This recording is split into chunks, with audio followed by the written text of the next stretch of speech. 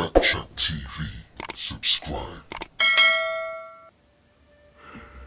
What's going on, boxing fans? It's Backchat TV, and I have some news. A lot of people may already have heard this news, but breaking news still, nevertheless.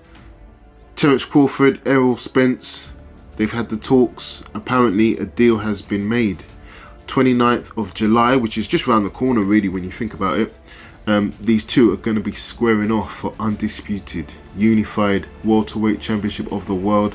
I don't want to get prematurely excited like I did last time and it didn't happen. You know, a lot of us were waiting for this fight for a very long time. It didn't happen.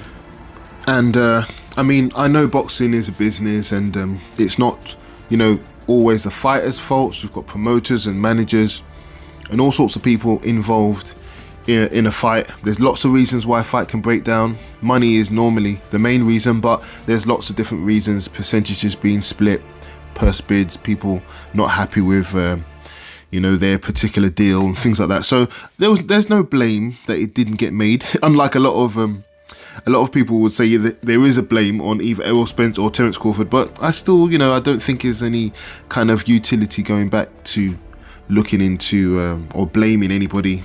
It didn't happen. We were disappointed, but we have this new announcement, like I said, the 29th of July, which is just around the corner, literally 2 months away, give or take. Both fighters look up for this fight. You know, they're straight into training camps. Errol Spence actually is been off for longer, I think, because the last fight I saw was Terence Crawford's last fight. So Errol Spence hasn't had a fight for a little while, so he's a little bit rusty, but they're both in camp.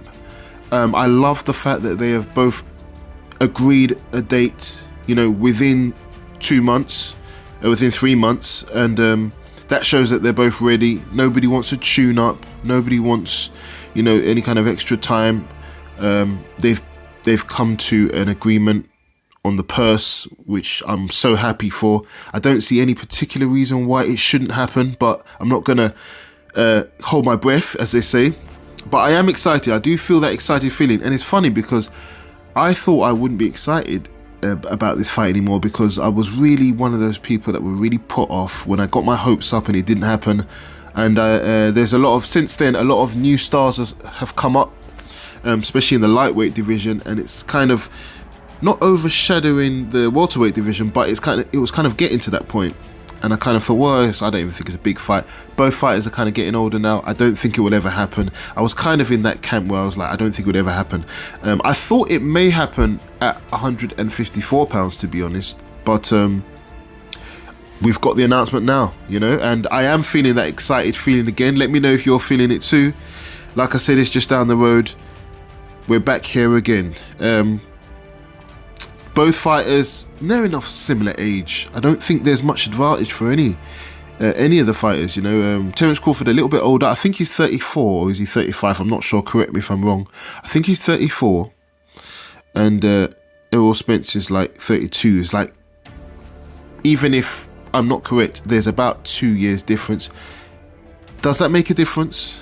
Can you say that Errol Spence is a younger man? I don't think so. I think within kind of 3 years, you can't really say someone has a significant difference, especially if you take into consideration that Errol Spence is actually probably the more, let's say, battle-tested, to be honest, because he had the infamous car accident, which every time I see that car accident, I don't see how someone can survive, but that's what Errol Spence is made of. Obviously, he had the eye injury. Now, I know all these things have recovered. Obviously, he's been in the ring and had amazing performances since then, but it still takes a bit of a toll on your body, you know. Your eye is never going to be as strong as it was before if you have an injury. So, if you take into consideration that Errol Spence has had more tough fights and had more close fights, more tough fights, he's been in more wars with the accident and the eye injury, I think that kind of mitigates his age advantage, if you see what I'm saying. I don't know if I'm making sense. So I don't think the 2 years, him being 2 years younger, Errol Spence being 2 years younger, makes a difference. You know, they're on an even playing field, because I think Terence Crawford is the fresher. I haven't seen Terence Crawford in a battle. Haven't seen him knocked down. I haven't seen him take any serious punches. Haven't really seen him in any competitive battles even, to be honest. If you think about it, Errol Spence was in a competitive fight with Ugas for the first, few rounds where he took some damage. He was in a competitive fight with Kell Brook a few years ago where he took some damage again. I haven't seen Terence Crawford in this kind of battle. With Porter, he wasn't really in a serious battle. He wasn't really hurt. I haven't seen Terence Crawford in a close decision or anything yet. So I personally, based on, feel as if I have to go with the fresher man. And the fresher man is not the younger man in this case. I think it's Terence Crawford. Like I said, he has less question marks. Whether you're an Errol Spence fan or a Terence Crawford fan, I think most people have to admit that there's more question marks over over Errol Spence, just because of those things that I've mentioned. So for that reason, I'm not changing my pick from the pick I made quite a long time ago now when we first thought this fight was going to happen. I actually doubling down on it. Terence Crawford, for me, I think is just an amazing fighter, and I think he's going to win personally. But Errol Spence, man, every time I think about Errol Spence, I think, I'm not sure, I don't know. Can I be certain? Because in a way, some of those tough battles, maybe that's what makes you a champion, I also have the feeling that Errol Spence has tougher sparring, because anytime I've watched their sparring, Errol Spence seems to be really kind of sparring a lot of rounds. He's got the likes of Jamal Charlo in camp to spar with, every day, and he's got some really top people to spar with. But Terence Crawford, he doesn't seem to be a type of person who really spars that hard. I think he focuses more on his workouts and being sharper and being faster, and I don't think he uses sparring as much as Errol Spence does, but I could be totally wrong. I don't think the caliber of sparring is as good as Errol Spence has, and so maybe Errol Spence has the edge because of that. Like they say, pressure makes diamonds, and I think that the kind of pressure that Errol Spence puts himself under in his difficult camp with now Anthony Joshua is there, so maybe he's even sparring Anthony Joshua as well. I just feel like he pushes himself probably a bit harder in sparring than Terence Crawford does. But Terence Crawford, I think he's a legend, man. I think you can't teach what he has, and I think he's going to prove that on the 29th of July. That's just my personal pick. Let me know what you think. Who do you think's going to win? Do you think it's a 50-50 fight? Everybody is saying it's a 50-50 fight. It depends on who you go for, really. I actually think that Terence Crawford is gonna shock the world, because I think he's quite a lot better than Errol Spence, to be honest. And I know I'm gonna get a lot of flack for that. I don't mind. I do want to hear people's comments, people's views, why they think it's a 50-50 fight, or why they think Errol Spence is a lot better than Terence Crawford. But I just don't see the X factor with Errol Spence. When I watch Errol Spence, I see someone who does the fundamentals very very well. I see someone who's like I said, fundamentally sound, who's well trained, who's done things the right way, come up in the amateurs. That's why he's got the fundamentals. He's got a good resume. He kind of ticks all the boxes. He's like a really good fighter, but I don't see him as having that X factor necessarily. I feel like Terence Crawford can pull a knockout out of the bag from nowhere. That switching stance things, people kind of underestimate that. It gives you so many options from where you can get the knockout from, and I just feel like Terence Crawford just always has that. I feel like he's always dangerous. If you look at a lot of his knockouts, who saw it coming? You never see it coming.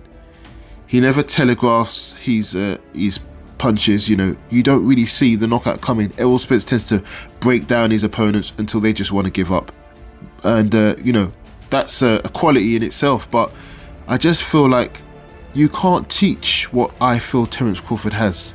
If you look at what he did against Avanesian, yeah, I know he's not a top guy or anything, but even so, to knock out your opponent is a difficult thing to achieve. Kell Brook, Was a good fighter, even though people say, oh, he's not all that and stuff. He's always been a top, highly rated fighter, let's say. And that was the first time he's ever been actually knocked out. You know, so same thing with Sean Porter. Errol Spence kind of went life and death with Sean Porter. I can't remember what how the decision actually was, if it was a split decision or a unanimous decision, majority decision, whatever it was. But it wasn't, you know, night and day between them. It was pretty close.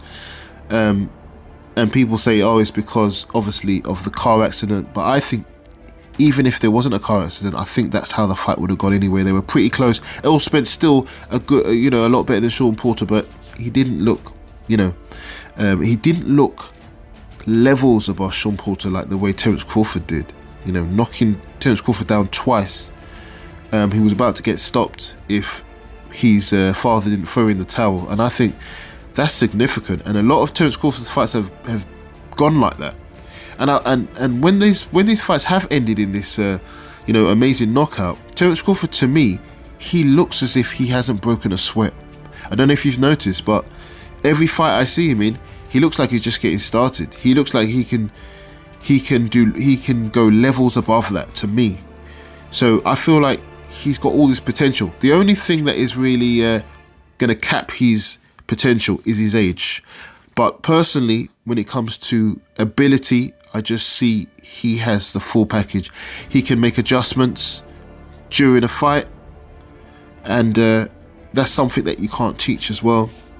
Errol Spence kind of reminds me of a much better version of Anthony Joshua.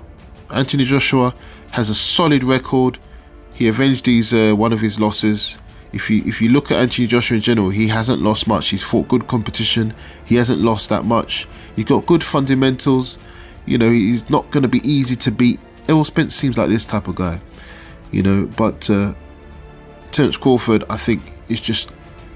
I just think he's better than that. I think he just has more tools, more ways to win, more dynamic, and all those things, I think, have a good chance of winning you the fight on the night. Obviously, who works the hardest and who has the best preparation, those things go into play as well. So I do kind of have a feeling that Errol Spence is a really hard worker. I don't know if he's a harder worker than Terence Crawford, but I get a feeling that he kind of is, in a way, when it comes to sparring and training. And I'm a massive fan of Derrick James, and I think Derrick James pushes his fighters to become great. So, you know, if you look at Terence Crawford's camp, I'm not convinced that Terence Crawford's camp is better than Errol Spence's camp. That's one thing. I like Errol Spence's camp. Working with Jamal Charlo, Derrick James, the way he pushes them, having champions and real top level fighters to spar with every day, those things are gonna like really make you good. Iron sharpens iron, as they say. Terence Crawford, I don't see that same pedigree in his camp. You know, his trainer, not that great. Some of the people I've seen him sparring with, not that great. You know, so I'm not sure. That's my only drawback. But it's not enough to make me change my pick. Terence Crawford is what I'm going for. I'm going for a stoppage, not a knockout, but a TKO. I think Errol Spence probably would get stopped on his feet, but I don't see him getting knocked out. But I do see him maybe getting stopped. If not, definitely I could easily see it going to a decision, because they're both great fighters. Let me know what you think. I'm just excited that the fight is supposedly on its way. Leave the comment, share, and yeah, subscribe to the channel. Thank you.